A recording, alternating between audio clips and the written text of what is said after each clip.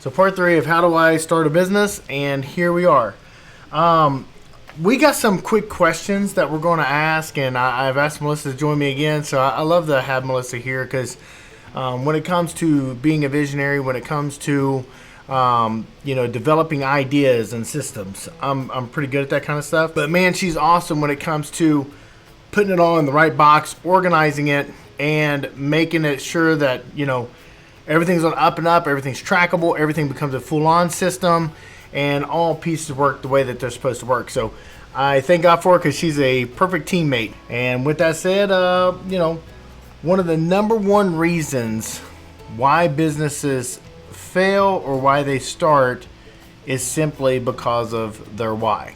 So that's what this whole thing right now in part 3 is. Why? Why are you doing this? Why do you want to start a business? Why? And it's very important to us. So I'm going to ask you that, Mel. Why? What's your why? Why do we do business?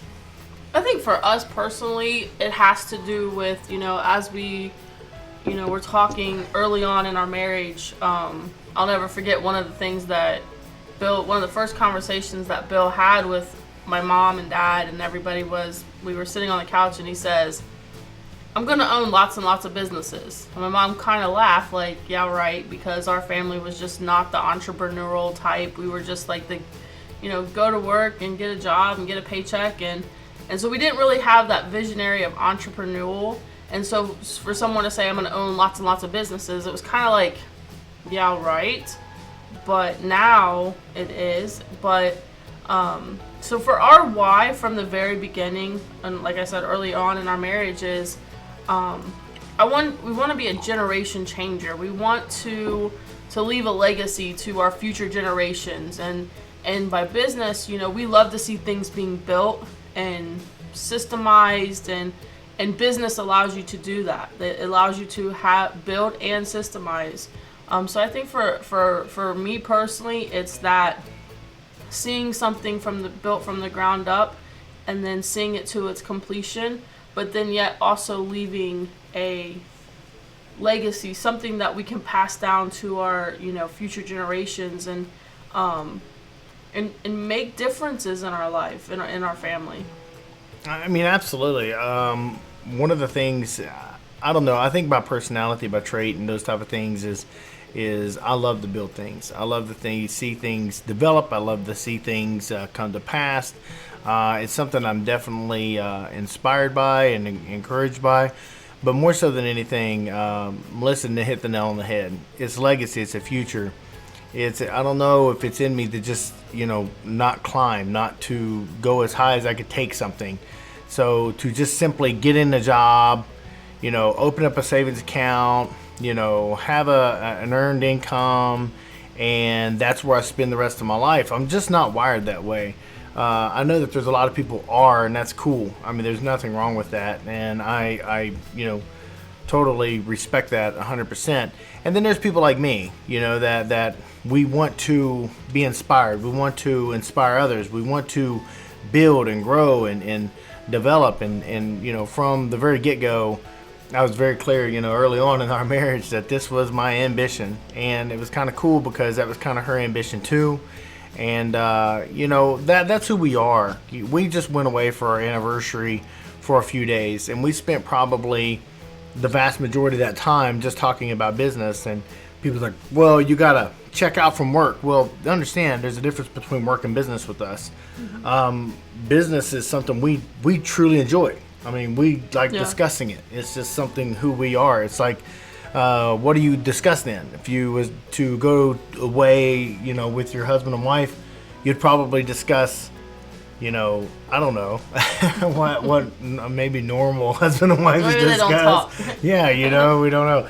But with us, it's this is what we do. This is who we are. So we like to, and I think people look at us crazy when we talk about that. Is we really do. I mean, we will go with a notepad at least once a year, go away, and really just get focused. What is it that we want to do? What is it we want to accomplish? What are some things that we might need to change or restructure? And so we have those conversations because they're vital conversations that need to be had. And sometimes when you're in the everyday thick of business, you don't always get that clarity of mind. And so when we go away, yes, we spend time together as a couple, but at the same time, we have that moment where we're like, okay, this is what it is, this is where we're going. And what's really cool is to go back and look at some of the notebooks or the journals that we've had in years past, and to see those things start to come to fruition. That's pretty cool. Not always does it, happen immediately, but when you start seeing things you start crossing those thresholds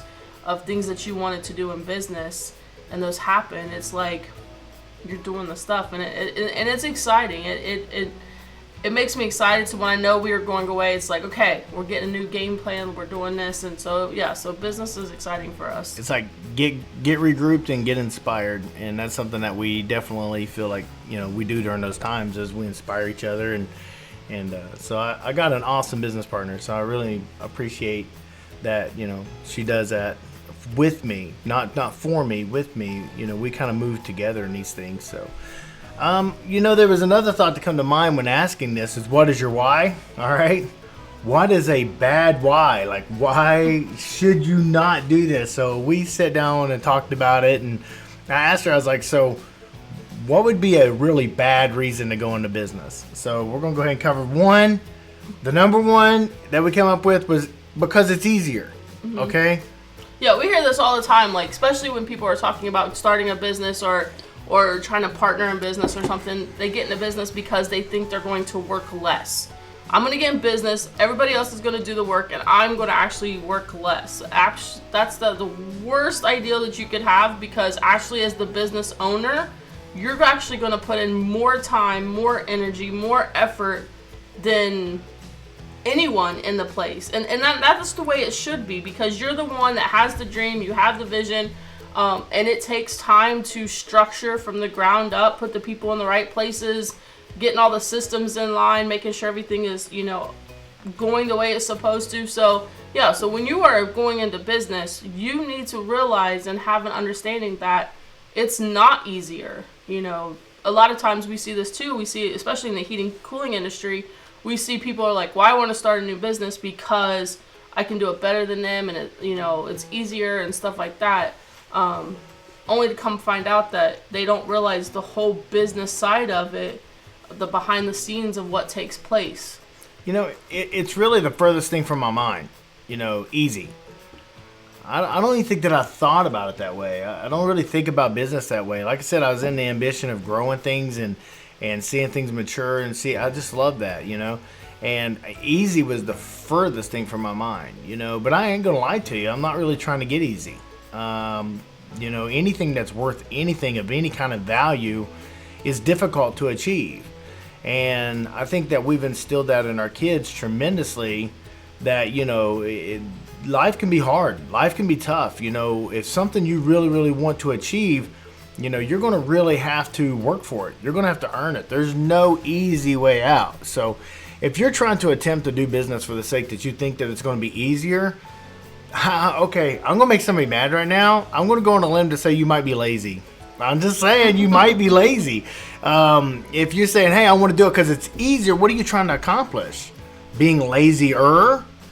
I don't know if you guys know this or not, but, we wake up every morning. She actually wakes up before me. She sneaks out of bed. Kind of bothers me a little bit. I kind of wish she would at least go, hey, I'm up. But no, I wake up like clockwork every morning at 5 o'clock. I don't know what time she gets up, but she's up. Okay, I'm thinking maybe 4:30. Is that right? Between 4 and 4:30. All right, so yeah, she's crazier than me. So, with that said, I wake up at 5 o'clock. We have our rituals. I'm going downstairs. I'm fixing breakfast. I'm listening to motivational videos that's playing in the background because I want to get my mind right in the morning. I'm ready to go. We will, eat our breakfast, and then after we eat our breakfast, I'll come and truly, this room is in our house. So if you don't know that or not, this is our podcast room, and I'll come and sit down. I always do this first, and this ritually, I will read my Bible ritually. I'm in Peter right now, and then I will. Meanwhile, Melissa's downstairs. She likes to sit at the table, and she sits at the table. and she goes through the Word and goes through that, reading the Bible as well. And then I will go into a book. So after I read the book or a couple chapters in the Bible, then I'll move on to reading the book, and then I got these notepads all over the place that I write down a lot. She has the same notepad. We're kind of a notepad freak, okay? And then we'll write down the notepad, and then we normally are out the door at 6:40, 6:45 normally, except the days that we have business groups, and then we'll go a little earlier than that. But then we'll go to the office. Now, we don't have to be there. I'm transparently, I'm going to keep it very real with you. I could probably not go in. Just not go in. And the place would do well. She could probably not go in, and the place would die. I'm just joking. But no, I mean, we really don't have to do this, but we do this because of ambition. We do this because of growth. We do this because of excitement to get to work. I mean, get to do the thing. And you can't do that if you're lazy. You can't do that if you're looking for an easy way out. There's just no easy way out. I don't ever see me looking for an easy way out. Yeah, and I think, we're always trying to build on something. We start thinking, okay, this system's going well or this is going well, then it's time to build on something else. Start looking at those. We like to do a SWOT analysis every so often just to kind of see, where we're at, and that's a strength, weakness, opportunity, and threats. And so we look at that and say, like, what is it that we're doing good? What is it that we're doing bad? What are some threats that are threatening our business? And what are some opportunities that we can grow on? And so with that, and when you know your why and why you're in business, that helps you drive you in that direction of making sure that you're meeting those opportunities and that you're aware of those strengths and you're aware of your weaknesses, because you can only get better than your weakest link. 100%. So it's good to have an understanding of what your why is when you go into business, because it's really going to be your motivation. Because if you really don't have a why in your business, then eventually, when the excitement, starts to fizzle and the money is starting to get tight and the long hours are starting to, take a toll on you, then if you don't have a strong enough why, you end up quitting. Like, what did Mike Tyson say? Mike Tyson said, everyone has a plan till you get punched in the face. All right?